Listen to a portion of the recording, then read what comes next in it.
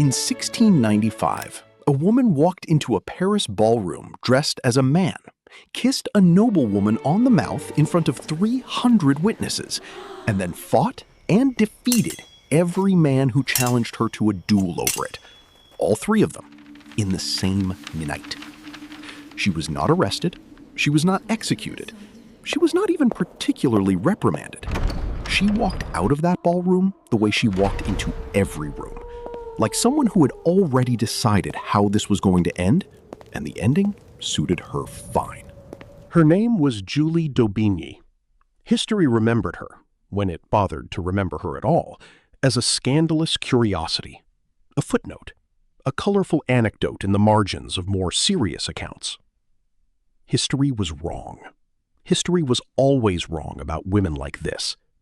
And the truth, the real truth, pulled from the letters of her enemies, the court records of her trials, the memoirs of men who feared her and loved her in equal measure, is stranger and darker and more human than any footnote deserves.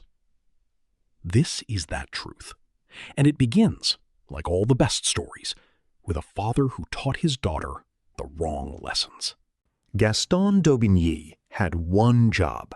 He was the secretary and training master to the Comte de Guiche, one of the most powerful noblemen at the court of Louis XIV, a man so close to the Sun King that his shadow fell across all of France.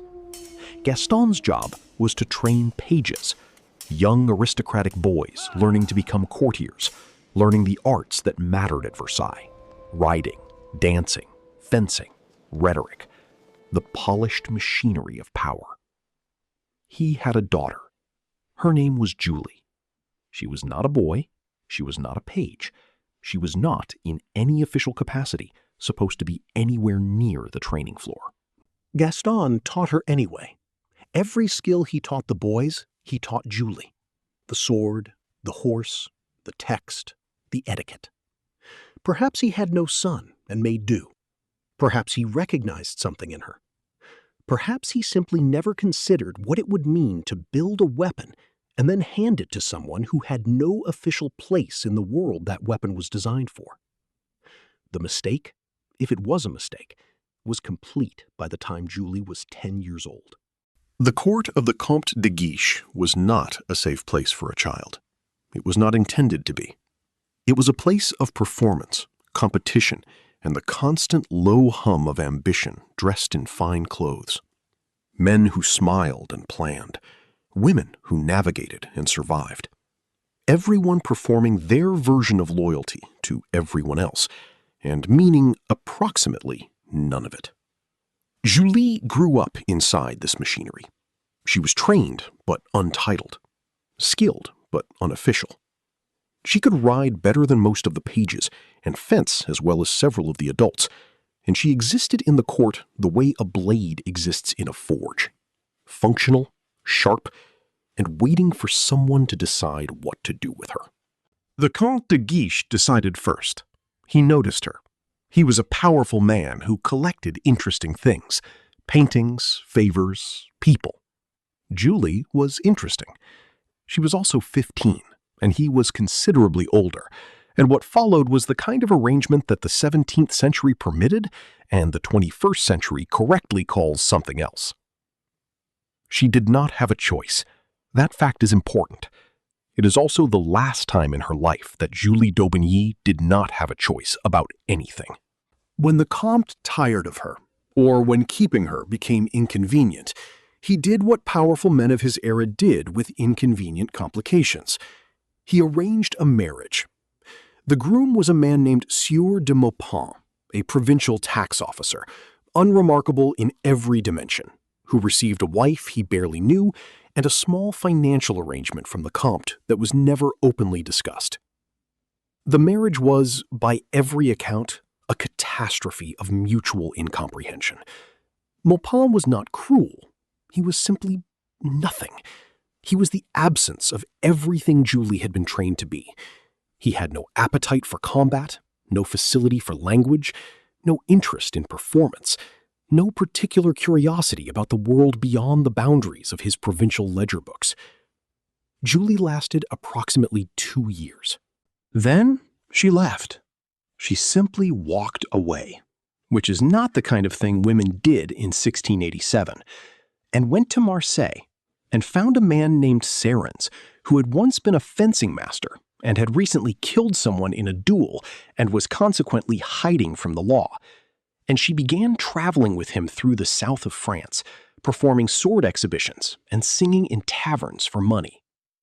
Her husband never entirely disappeared from her life. He remained in his province, managing his accounts, and periodically sent her letters that she either ignored or did not receive. He outlived her.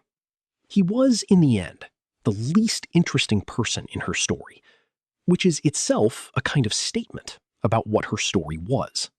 The road through the south of France in the late 17th century was not romantic. It was mud and brigands and bad inns, and the permanent threat of illness and violence, and the particular contempt that settled communities direct toward those who move.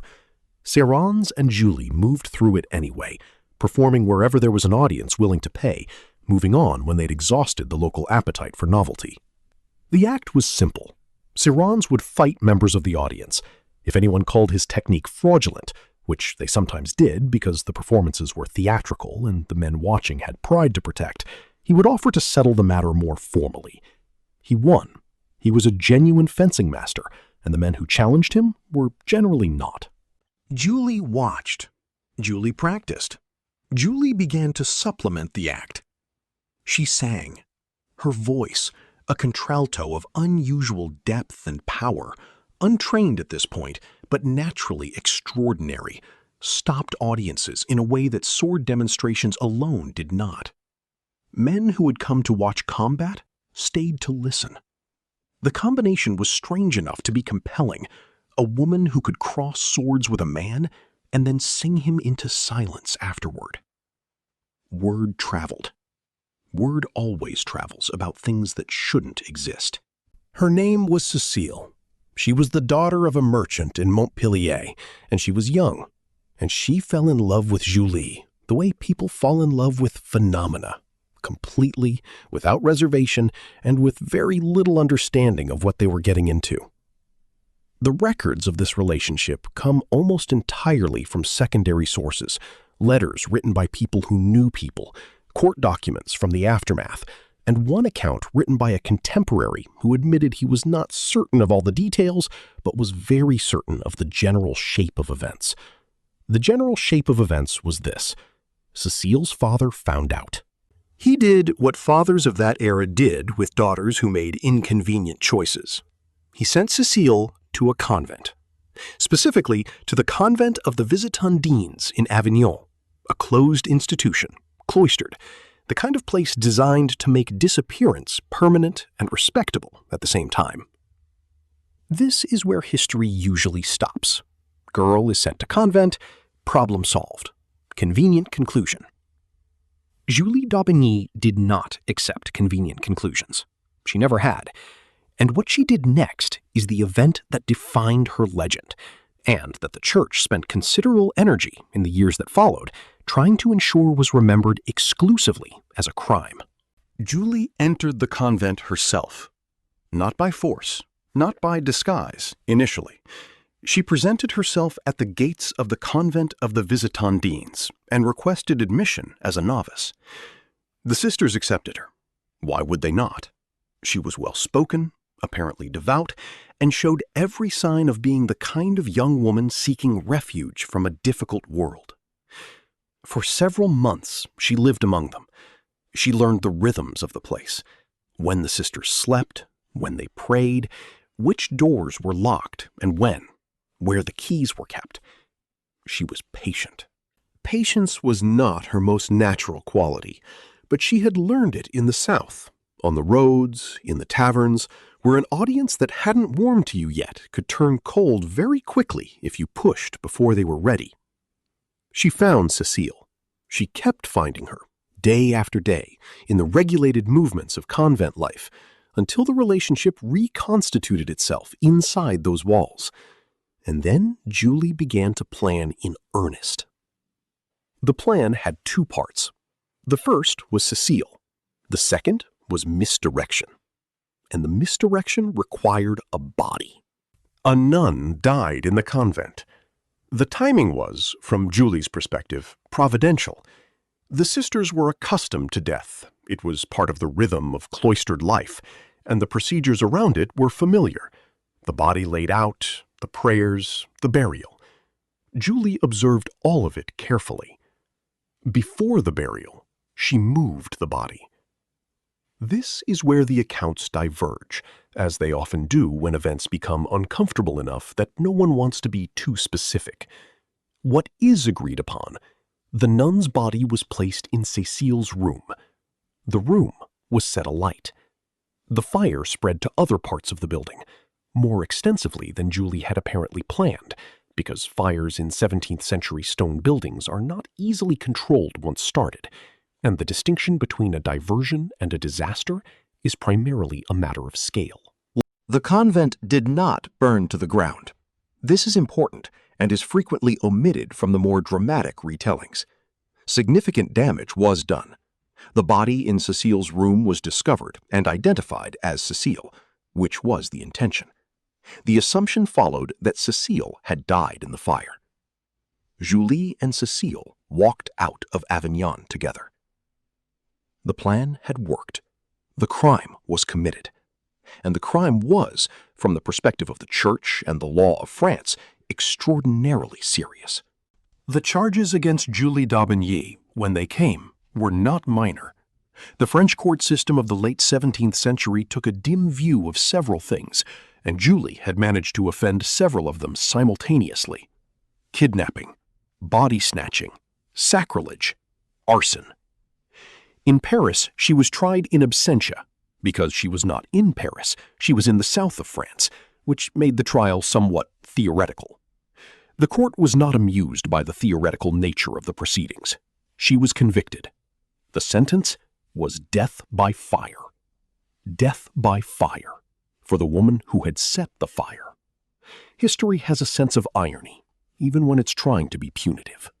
The sentence went unexecuted, for the simple reason that Julie was not available to be executed. She was somewhere in Provence, performing with Serrans, apparently unconcerned. The warrant existed, the death sentence existed, and Julie d'Aubigny continued to exist also, which was the essential problem. What happened to Cécile during all this? The records are thin. She apparently returned to her family, the reunion presumably awkward. She and Julie did not remain together.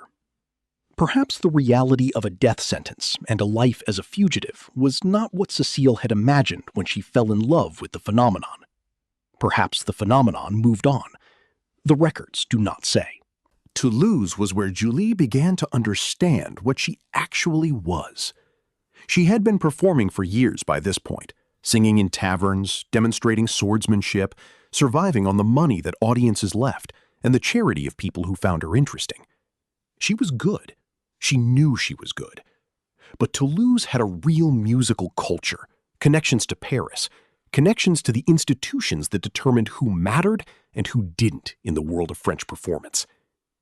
She auditioned for a serious musician, a man who trained singers, who had connections to the Paris Opera, who had heard many voices in his life and was not easily impressed. He was impressed. Her voice, still largely untrained, still operating on natural capacity rather than technique, was by his account something he had not heard before. Not merely powerful, not merely distinctive, architecturally unusual in a way that he recognized immediately as extraordinary. The contralto range she occupied was rare. The way she occupied it was rarer. He offered to train her. She accepted. She was not a person who declined things that moved her toward power. For the first time in her life, someone with institutional standing was telling her that the thing she was, not the swordplay, not the scandal, but the voice, the thing she'd been doing to supplement Serrans' act in provincial taverns, was genuinely, verifiably exceptional. He was impressed. The Paris Opera in 1690 was the most prestigious performance institution in France, which meant it was one of the most prestigious in the world. It operated under the patronage of Louis XIV, the Sun King, the man who had invented Versailles and used performance as an instrument of power with a sophistication that no ruler before him had fully achieved. To perform at the Paris Opera was to exist in the center of French cultural authority. Julie arrived and auditioned. The accounts of that audition are secondhand and therefore somewhat legendary in character, but the core facts are supported by the record of her subsequent career. She walked in, she sang. The director, a man named Lully's successor, working in the institutional shadow of the most demanding musical authority France had produced, sat in the hall and listened, and then offered her a position. She debuted as a principal, not a secondary role, not a chorus placement, a principal. Under the stage name La Maupin, borrowed with characteristic indifference from the husband she had abandoned, she became within 2 seasons one of the most talked about performers in Paris. The voice was the foundation, but the voice alone did not explain the audiences that came to see her and the conversations she generated in the salons afterward. Something else was happening, something that made even the Paris Opera, a place that had seen everything, uncertain how to categorize her. This is the story that everyone knows, or thinks they know, and gets wrong in the way that popular history always gets the human details wrong. A male colleague at the opera, the accounts give him various names, but the most consistent identification is a tenor named Dumenil, made the mistake of assuming that Julie's reputation for swordsmanship was theatrical, a performance, something a woman would claim and a man would be willing to indulge. He did not know her. He did not know what she was. He found out. The argument, by most accounts, was about something trivial, a staging dispute, a question of precedence, the kind of professional friction that institutions like the opera generated constantly between strong personalities. It escalated. Dumenil said something. Julie responded in a way that made clear she was not engaging rhetorically. He said something else. She put her hand on her sword. He laughed. Men always laughed, at first. The subsequent events happened in the corridor of the opera, not on stage, though the theatrical quality of the encounter earned it its subsequent fame.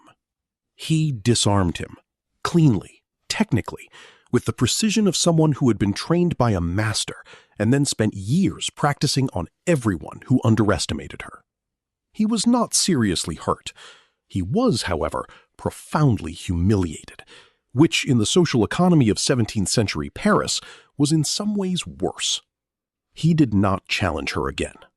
Nobody who saw it did. Now we arrive at the night that defines her legend, the night that every account of Julie d'Aubigny returns to, because it contains, compressed into a few hours, everything she was. It was a masked ball in Paris. The year was 1695. Masked balls were the great social theaters of the era, occasions where the pretense of anonymity permitted behavior that the fully unmasked social world would not tolerate. People attended in costume. People said things, did things that their daytime selves could disavow. Julie attended in costume. She dressed as a man. This was not unusual. Women dressed as men at masked balls. It was one of the standard costumes. What was unusual was that she had no interest in maintaining the pretense of anonymity, and no particular investment in the idea that the costume should limit what she actually did. She saw a woman she found attractive. She approached her. She kissed her, in front of everyone, without hesitation, without apology, without any apparent awareness that the room had opinions about this that might be worth considering. 3 men, the woman's suitors, protectors, or some combination, took offense. They challenged Julie to duels. 3 separate challenges from 3 separate men. She accepted all 3. And then she fought all 3. Sequentially, presumably, though the accounts are slightly vague on the choreography. She won all 3. She was not wounded in any way that the records consider worth mentioning. Dueling was illegal in France. Louis XIV had made it illegal because noblemen kept killing each other in duels over trivial matters, and the Sun King had a practical interest in keeping his noblemen alive and useful. The law was taken seriously. People were executed for dueling. Julie was not executed. She was not even arrested. What happened instead tells you more about who she was and who was watching than any other event in the story. King Louis XIV heard about the masked ball. The story reached him through the channels by which entertaining stories always reached powerful men. Someone at court mentioned it, someone else embellished it.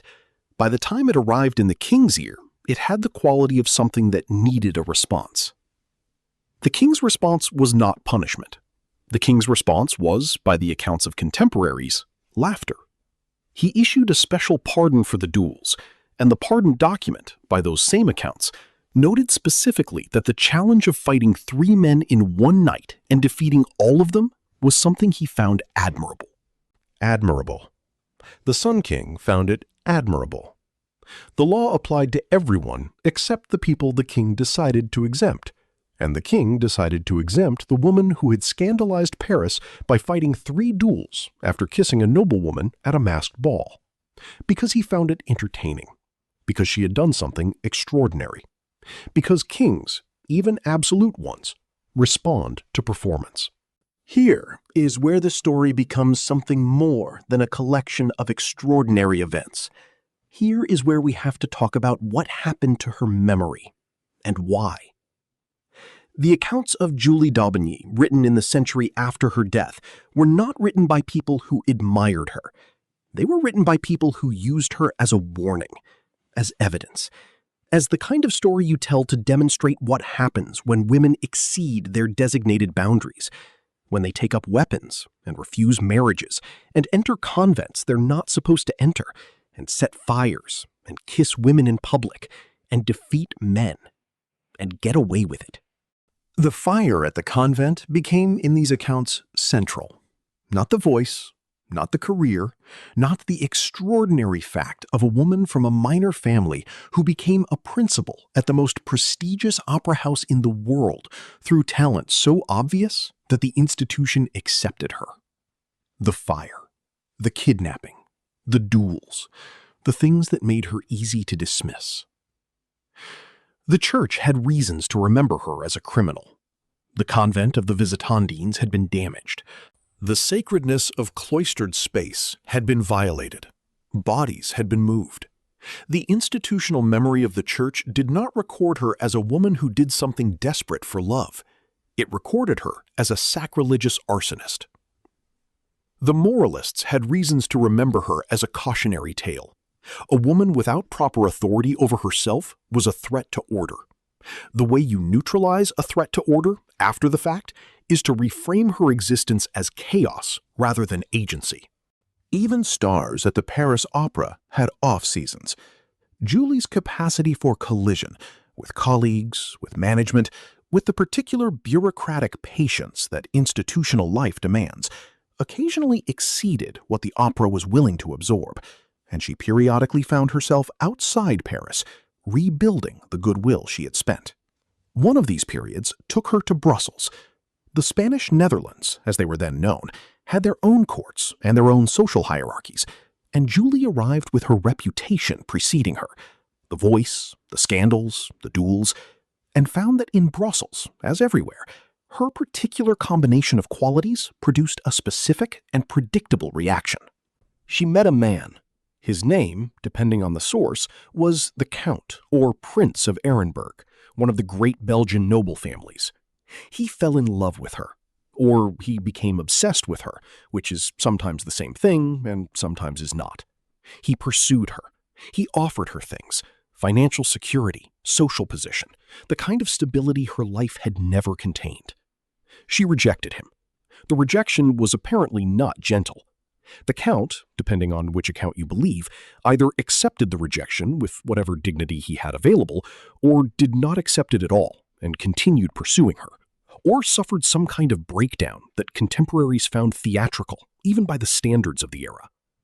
She left Brussels, back to Paris, back to the stage, back to the life she had actually chosen.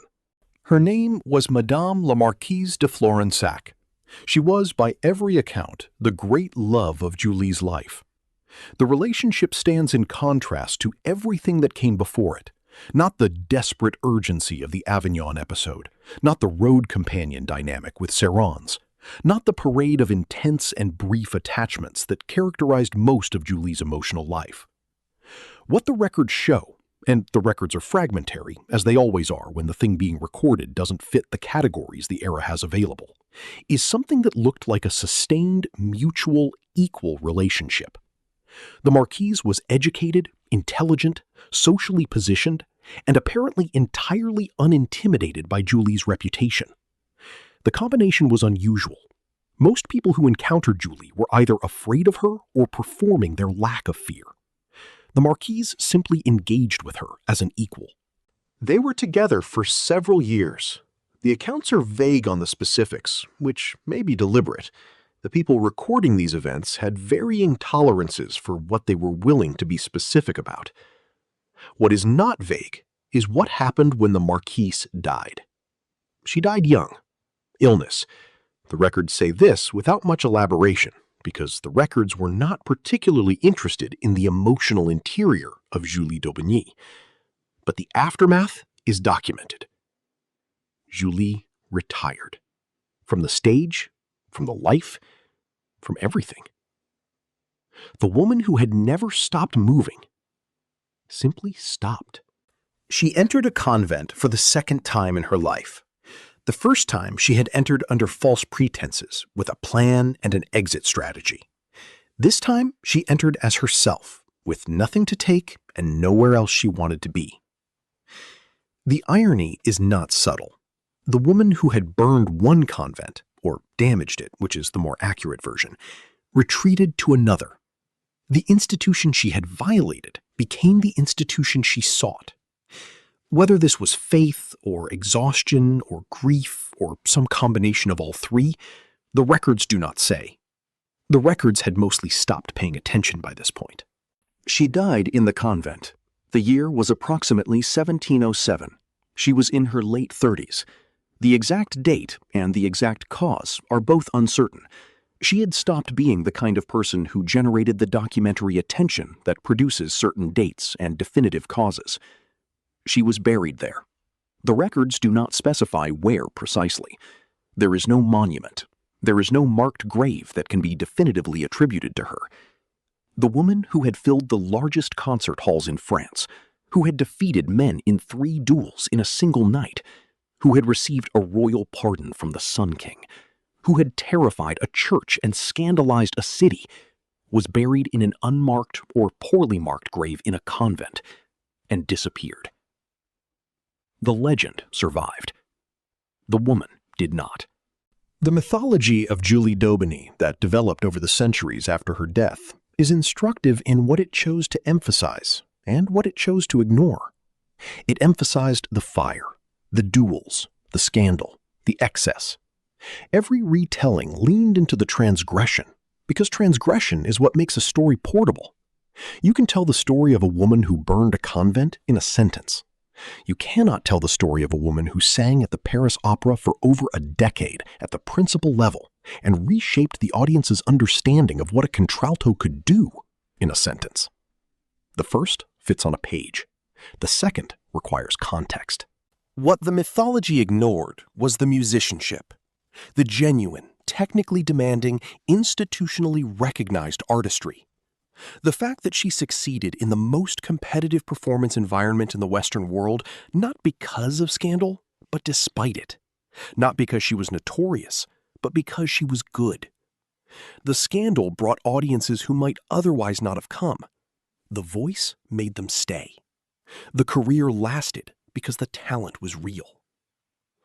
It also ignored the grief, the second convent, the retirement, the silence at the end of a very loud life. These do not fit the mythology of the transgressive woman, who is supposed to be inexhaustible, perpetually defiant, never brought low by anything as ordinary as love and loss. Real people are brought low by love and loss. That's what makes them real. Here is the paradox of Julie d'Aubigny, and it is a paradox that the era she lived in generated and that history continued generating about her long after her death. She was not a revolutionary. She was not trying to overturn the social order. She was not a feminist in any anachronistic sense of the term. And projecting that framework onto her does her the particular disservice of making her an abstraction rather than a person. She was a product of her class, her training, her specific biography. She did what she did because she had been given skills and a temperament and a world that had no sanctioned place for both of those things to exist simultaneously. The system she transgressed against was also the system that made her. The Comte de Guiche's court taught her. The Paris Opera employed her. Louis XIV pardoned her. The institutions that should have destroyed her kept giving her room to continue.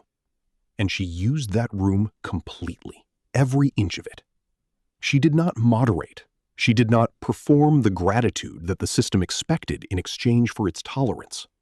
She continued to be exactly what she was, in every direction, at full volume, until the grief that the mythology erased stopped her, and she went into a convent and died.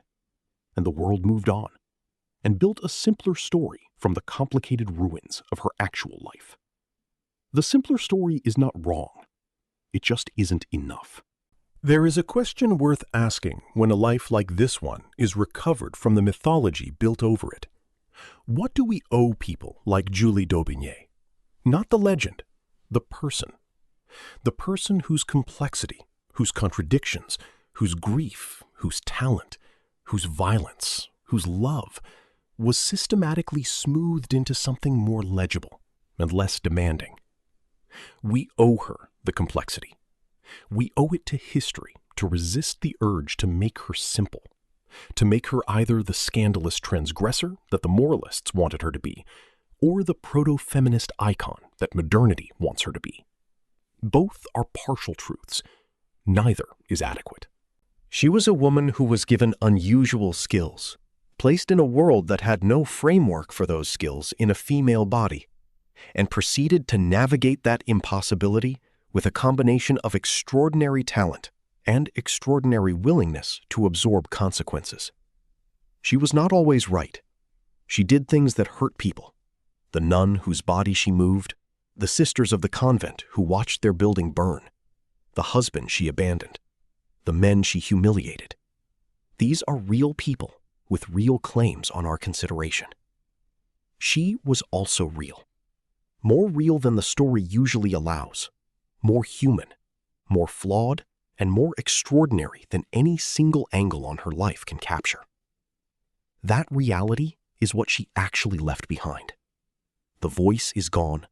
The fires are out. The duels are centuries past. What remains is the record of a life that refused the frame that the world built for it. That refusal, in the end, is what made her unforgettable.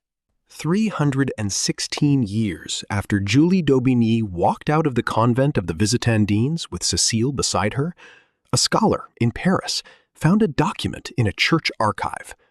The document was not dramatic. It was an administrative record, a list of damage assessments following the fire, noting what had been destroyed and what could be repaired. In the margin, in different handwriting from the main text, someone had written a note.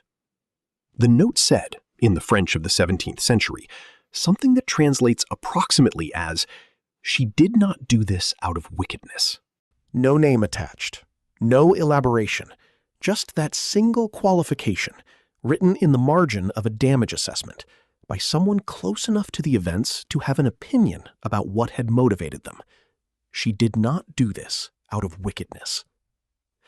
Whoever wrote it knew her, or knew of her, or at minimum knew that the official account was not the full account, and felt the need, in the margin of a bureaucratic document, to say so. 3 centuries later, someone found it. The world is still arguing about who she was. The convent in Avignon is long gone, demolished and rebuilt and remade over the centuries into something that bears no physical resemblance to the building she entered and exited. But somewhere in the archives, in a margin, the correction persists. She did not do this out of wickedness. She did it for love. She did it because she could. She did it because the world said no and she said yes. And she had the extraordinary skill and the extraordinary will to make yes mean something. That is the truth that the fire couldn't burn. If you are a hunter, subscribe and join the hunt. Before you go, thank you for staying until the very end. In a world of endless scrolling and short attention spans, you chose to spend this time exploring real human stories. That means more than you know. If these stories moved you, made you think, or helped you see the world a little differently, please subscribe and turn on notifications. It's the best way to support this channel and make sure more stories like these continue to be told. And if one of these stories stayed with you after the video ended, share it with someone you care about. One message, one repost can help these voices reach someone who needs to hear them. Leave a comment and tell me which story touched you the most. I read every one. Thank you for your time, your curiosity, and your heart. I'll see you in the next story. If you are a hunter, subscribe and join the hunt.